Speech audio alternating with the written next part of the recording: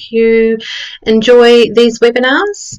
Tonight is all about the untapped market, and we go through the Australian population and the percentages of who is affected to do with disability and impairment, and how they are affected in your business and service. So let's get on to it. Just like to do an acknowledgement of country. 30-foot drop acknowledges the traditional owners of country throughout Australia and recognises their continuing connection to land, waters and the community. We pay our respects to the Indigenous people, their cultures and beliefs, to those elders past and present. Now I'm just going to put it on hold for a minute. I need to make sure that it's not repeating itself again like it has before. Just bear with me for a second.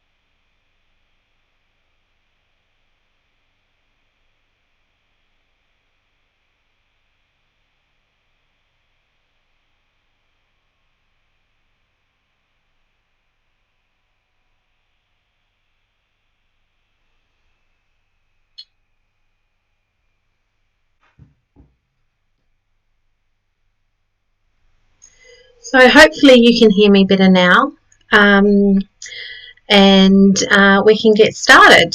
So after the acknowledgement of country, we will go over the funding. So 30-foot drop would like to acknowledge the Department of Communities, Disability Services for funding this and many other initiatives.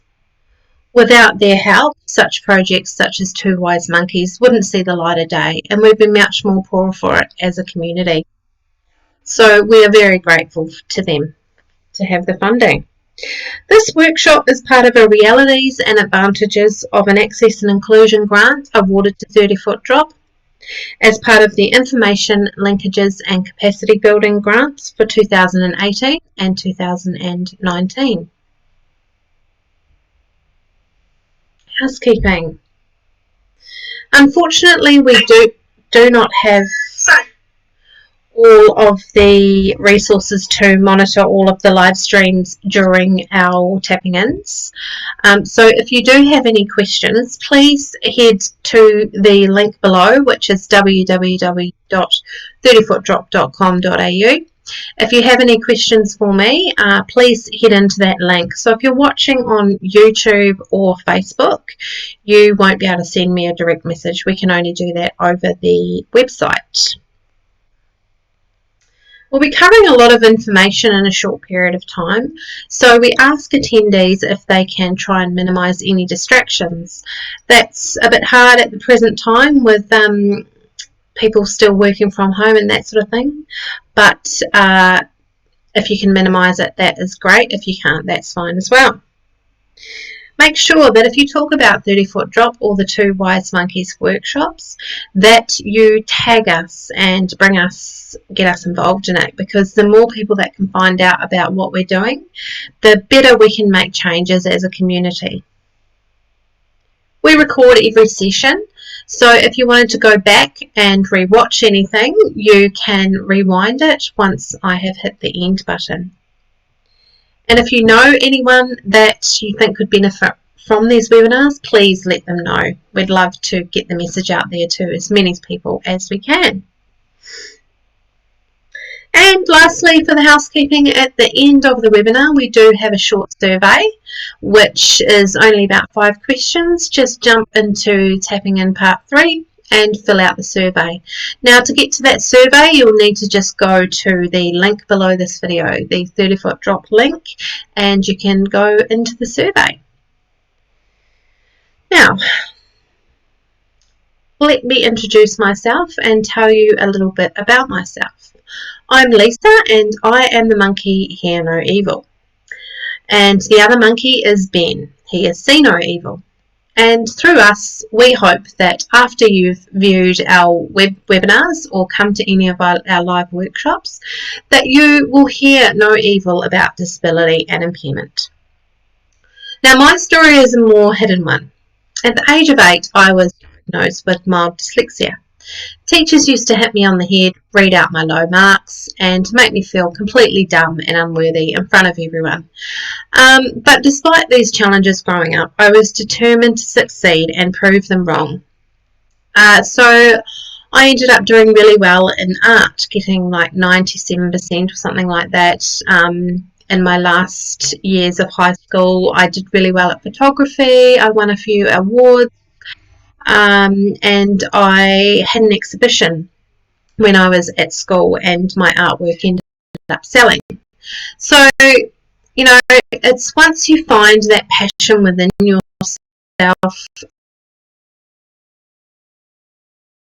go with that. It doesn't matter that I'm not an amazing mathematician or speller, because I mean, really, I didn't really need to know all those tricky things in maths to paint a picture. So I used that to my advantage and travelled all around the world, worked in art galleries and organised exhibitions, did the marketing, the catering, the invitation, thing involved with it. And I also did picture framing for 12 years. And I have a museum grade certificate where I can work with artwork and fine art that is really old, for example, and preserve it and look after it. So, you know, if you know anyone that suffers from a learning disability, or a child especially that does, don't let them get down on it too much, because they will have something that they are way better at than other people. And use that and go with it, because it'll make you feel great knowing that you actually can do something. So that is me. And the other monkey, Ben, he is the director of these workshops and 30-foot drop. Through him and his accident, he realised that people just didn't know enough about disability and impairment, and the way that he was being treated wasn't really anyone's fault. It was just because not enough education is out there for people to understand what they need. So that is why we are here. And you will see Ben at some stage along the way. He's very busy, and he will be able to tell you more about his story. But if you did want to read more about his story, head over to his website, which is the 30-foot drop website. Now, there is normally 3 wise monkeys. There's See No Evil, Hear No Evil, and Speak No Evil. So who is Speak No Evil tonight? You guys. So the aim of tonight's workshop is to turn you into that wise monkey. And you'll begin on a journey of realising, impairment or not, that we are all human and deserve to be treated and respected in the same way as everyone else. And if you really did want to become that third wise monkey, we have these beautiful t-shirts that I have behind me. They are the Speak No Evil monkeys, which you can purchase off our website, heading over to the 30-foot drop website, and they're available in black and white as well. And they're really comfortable, and people always ask me where I've got my t-shirt from, and I have to say it's a work t-shirt, and then I head them over to the page, and yeah, it's awesome. So you can purchase one of those if you would like. Okay, now we will head into an outline and method of tonight's workshop. So how are we going to get you started on the path of the wise monkey? Well, there's a lot to learn about people with impairment and their potential impact on your business or service. We're going to examine the size of the market segment and what people with impairment represent, explaining who they are and their potential customer base. Then we will examine the potential impacts that they can have on your business or service, both the positives and the negatives. After covering all this good stuff, we normally do an open forum where we can all ask questions and I can talk about them. But feel free to ask any along the way if you do have any. So how are we going to cover this? What will our teaching method be? The answer is fun and open, honest discussion. Like I said before, if we can't be open and honest about disability and impairment, things are not going to change. If you've got something you want to talk about, then you've got to be open and honest. And that's exactly what Ben has done with these webinars. Instead of just going home and trying to forget about it or the way he's been treated or such like, he has gone out and done this where he is making people aware of how they are treating people with disability and impairment. And that's what we want you guys to do as well. You'll notice as well that there is very little written content on the slides, and that is so that everyone can understand and follow it nice and easily.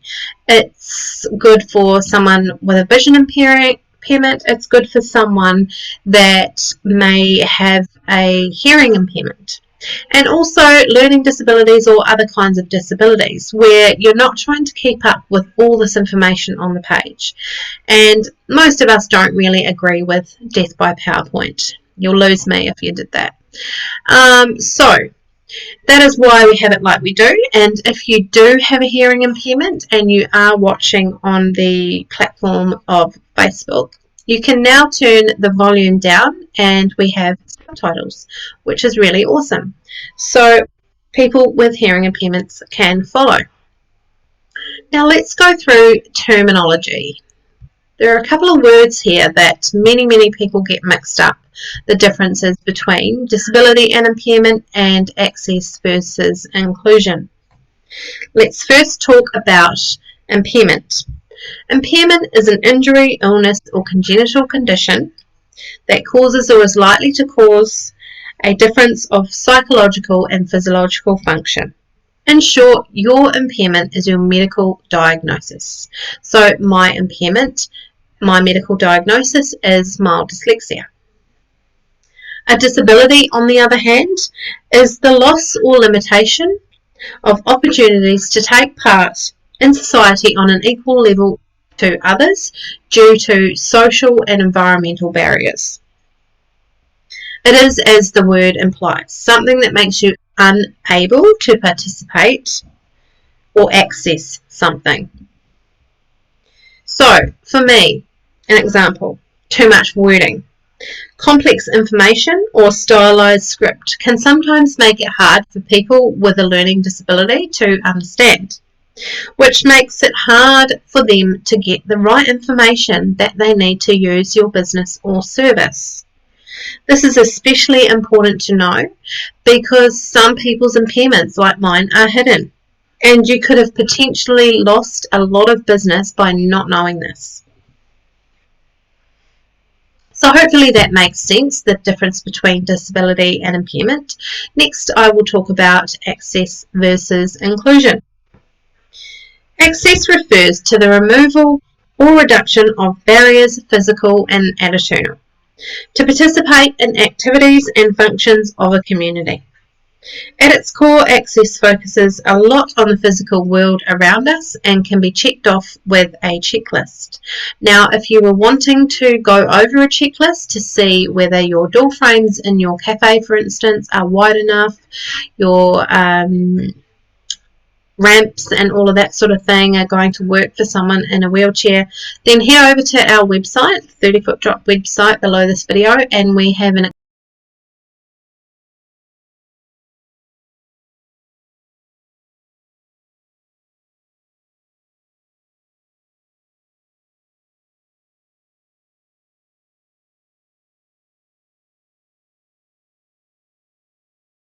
is accessible for someone with a disability or impairment.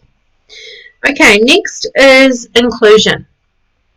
This is more of a psychological state of being, and is a process hereby every person, irrespective of their age, disability, gender, religion, sexual preference, or nationality, who wishes to, can fully participate in all aspects of an activity in service in the same way as everyone else. Inclusion is included. No matter what they look like, where they come from, everyone needs to be made to feel that they are included in your business or service. And once again, let me know if that doesn't make sense or you have any questions. We're done with the terminology now. We will now head into tonight's webinar. People with impairment, recognising the untapped market. Okay, here is a business idea. Ignore the potential related businesses did until they realised in the mid-1990s that they had been passing on a gold mine. Women. Yes, you know, half the population that most people thought should just be playing with Barbies and pushing prams. Well, in the 1990s, the 1990s was a turning point.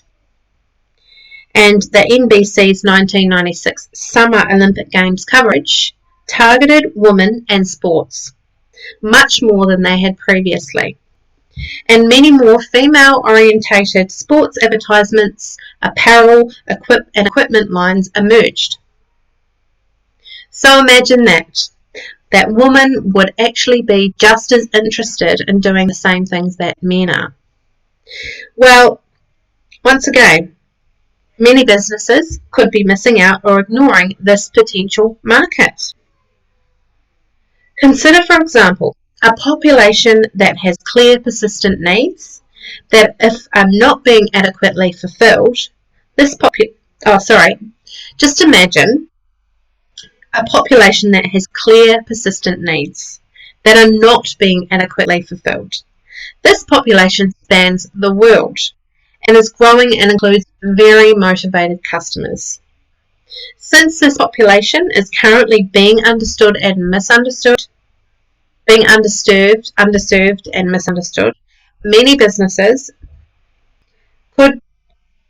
a lot of these businesses would be grateful to have these customers, and the customers would be very grateful and loyal customers to your business, and they would love it if you could meet their needs.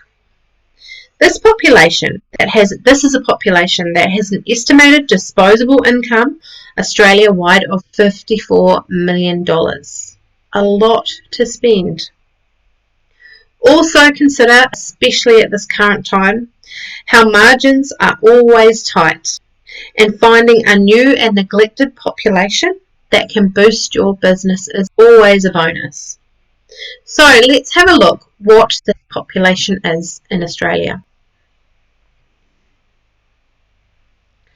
How big is the market share? And what do people with impairment represent? Let's look at the calculations and numbers. Here is 100% of Australia's population. There are approximately 5% of the Australian population living with a severe or profound disability or impairment. These are people that require assistance or have difficulty with mobility and self-care. Add to this 5% another 4% of the population who are the unpaid primary carers of people with a disability or impairment. You now have a minimum share of 9%. All missing out on the products and services that you may be offering.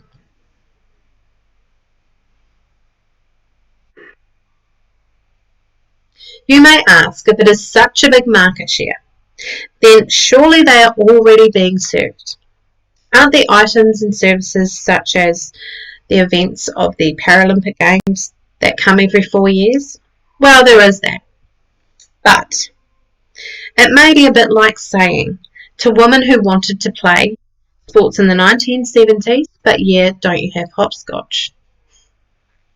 While businesses do seem to understand the market of people with disabilities, many do not, and that is why we are here. A little bit of research now.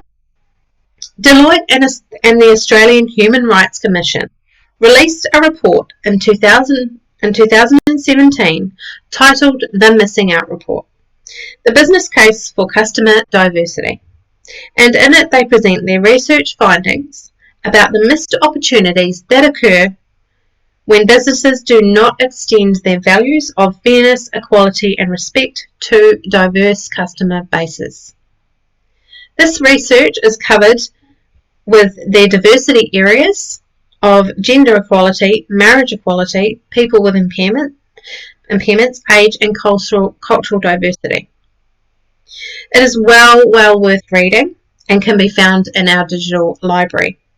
The findings there will shock you and it is crazy. So let's all make changes together. Now we're going to look at some graphs to do with the missing out report. So let's have a look at some of the results that focus on impairment and if businesses are meeting their needs in the market. Graph 1. Here are the findings that they had. As a customer, more people with impairment are finding that places often do not provide the products and services that they need. So that is 35% of people with an impairment who are not getting the products and services that they need, and 27% of people that don't have an impairment but are also not getting the products and services they need. So if you're sitting here today and you're a business owner, then these figures may shock you, especially if you didn't know about them before. Graph 2. As a customer, over a quarter of people with an impairment usually have a fear of rejection or embarrassment when interacting with businesses. That is a lot of scared customers, and we can all ask ourselves, do scared customers spend money? Don't think so. And once again, those numbers are incredibly shocking. This one's worse though. As a customer over the last 12 months, I was often treated less favourably than other customers based on a particular appearance or characteristic. So that is 1 in 3 people with an impairment or disability that are treated this way because of the way that they are viewed, a certain characteristic that they might have. And that is just awful. 38%. Crazy. And the other 26% are people without an impairment, but also feel that they have been treated less favourably. Graph 4. This last one is pretty shocking as well. Getting discriminated against by one or more organisation. This is almost 30%.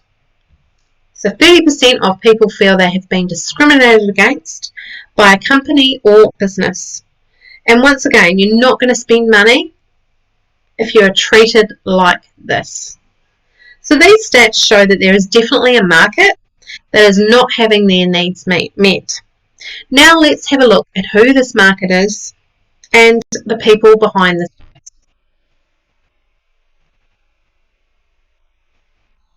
People with impairment are just like all of us. We have passions, loves and families. We purchase consumer goods, we purchase clothing, we purchase food, we purchase cars. We have hobbies. We go out for dinner and we go on holidays. But for some reason, people with disability and impairment are treated differently, like they can't do those things. In short, people with impairment are active contributors to the community and the economy. As a result, they represent a market share to businesses and organisations. And because they are a market share, they can also impact your organisation, and how they do that is up to you. So just making those changes and realising some of these figures will hopefully help you to see a different side to all of this. Okay, potential impacts. Let's have a look at some of the impacts people with impairment can have on your business. They are only a minority, or ethical consumerism. Only minority. When it comes to minorities, people can often say it's only a minority. There isn't enough of them to make a difference. As discussed earlier, we can safely say, though, that it's 9% of the population. What research has found is that people with impairment are a decisive and influential minority. Let's have a closer look at these results and go over some more stats. Ceasing transactions. Over the past 12 months,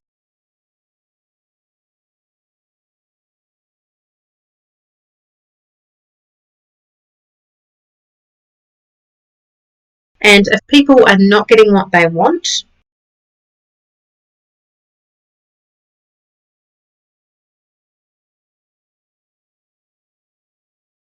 a transaction because of the way they were treated. In the missing out report, they examine this closely and add other factors of fairness and respect. Graph 2. The results in this report show that 1 in 5 customers without an impairment will cease a transaction. This jumps to 1 in 3 with people with a disability or impairment, when they are not treated with fairness or respect. Fair enough too.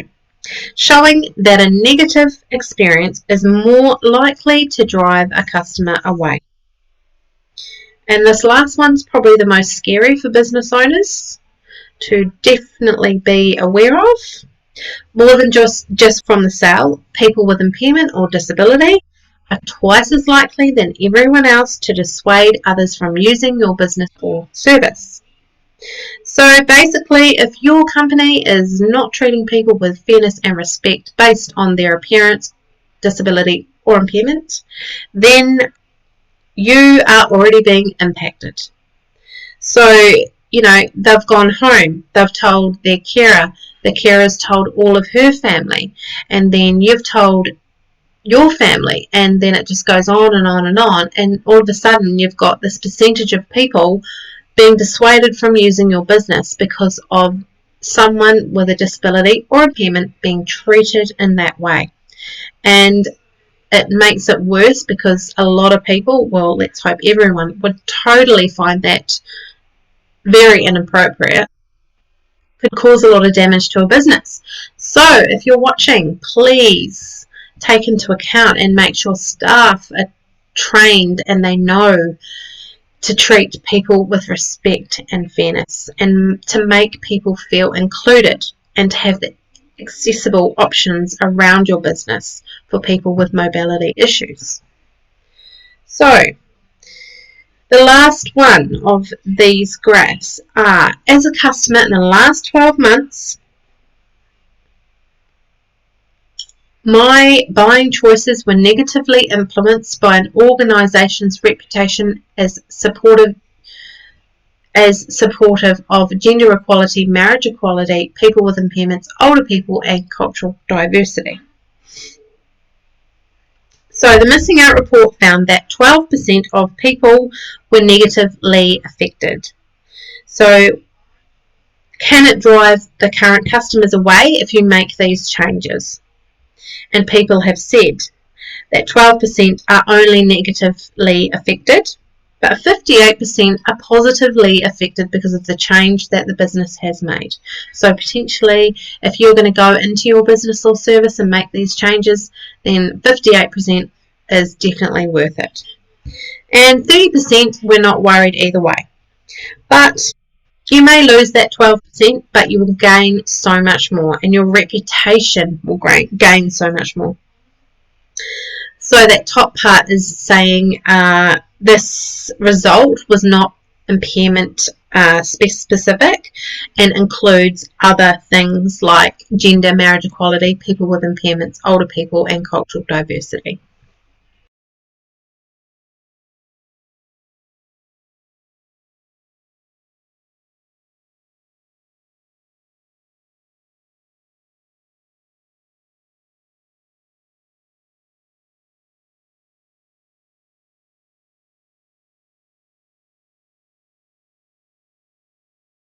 I want to read to you the relevant key findings.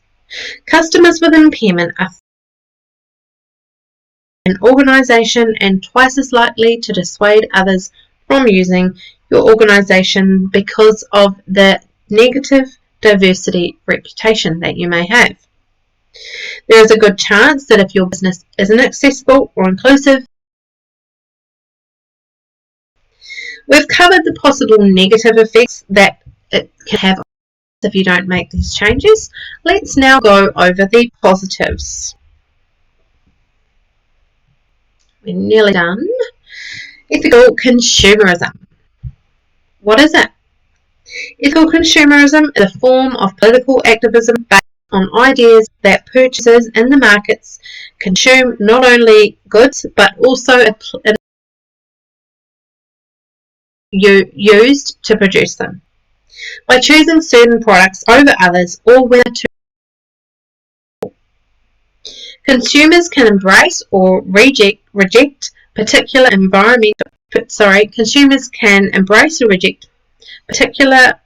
environmental and labour practices and make other valuable claims based on the ethical values that they hold. Exercising choice in this way creates incentives for producers to make the consumers' value. Successful campaigns waged by ethical consumerism movements have popularised dolphin-free tuna, foods that are free from GMOs, sweatshop-free clothing, fair trade coffee, cosmetic products free from animal testing, and conflict-free diamonds. So that movement is definitely happening more and more every day, and we want that movement to move with disability and impairment. We want changes made, and we want it made as soon as possible. Okay, the next one is applying consumerism. Be connected to people with an impairment. Who here has heard of the quiet hour at Coles and now adopted by Woolworths? For those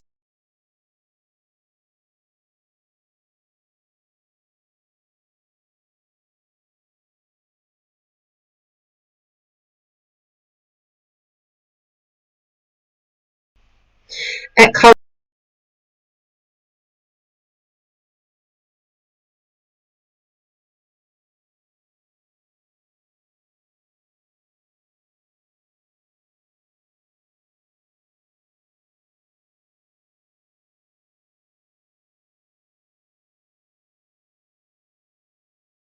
announcements are also stopped in case unless there's an emergency. So fruit being available and extra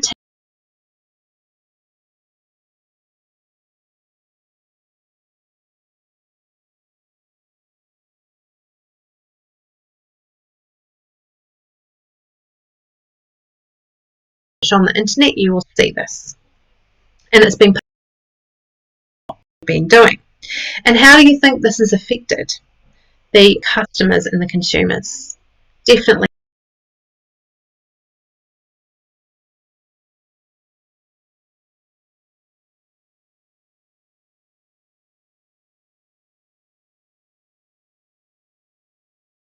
Like you didn't really.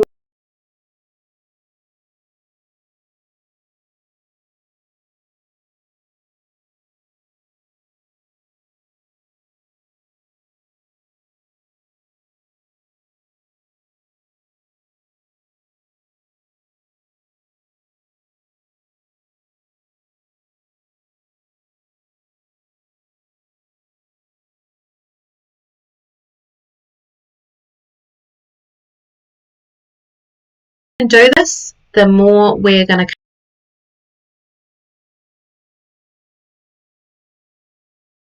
on a Tuesday not to go to the supermarket, to let the elderly or people with that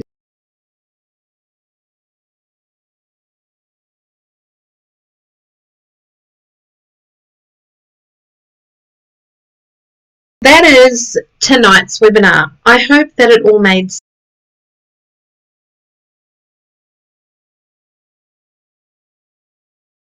Rewind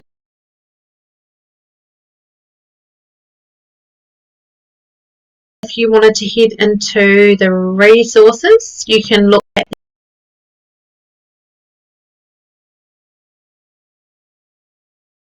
very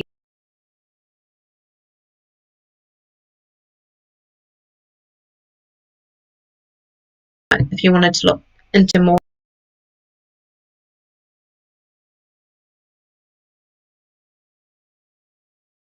how to tap in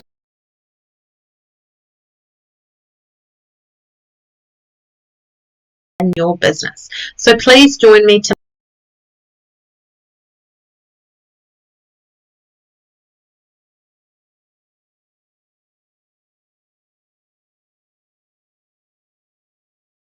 hit the question button if you do have any questions. But if you do have to go, thank you very much.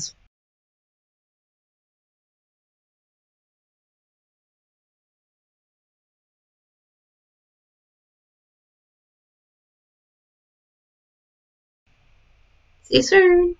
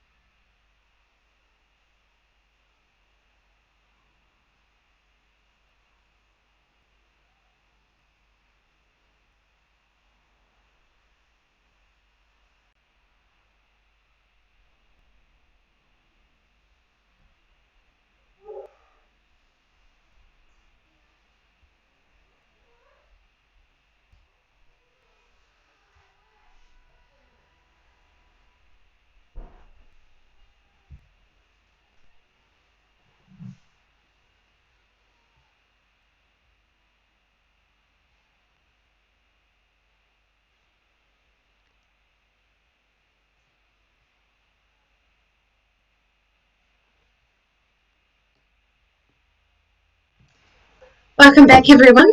There have been no questions tonight, which is totally fine. I hope that you all have a marvellous evening and stay warm. It's getting quite cold down south. And I look forward to seeing those that want to join me tomorrow for our part 4 of the Tapping In series. Thanks for joining me tonight. I will see you tomorrow. Bye.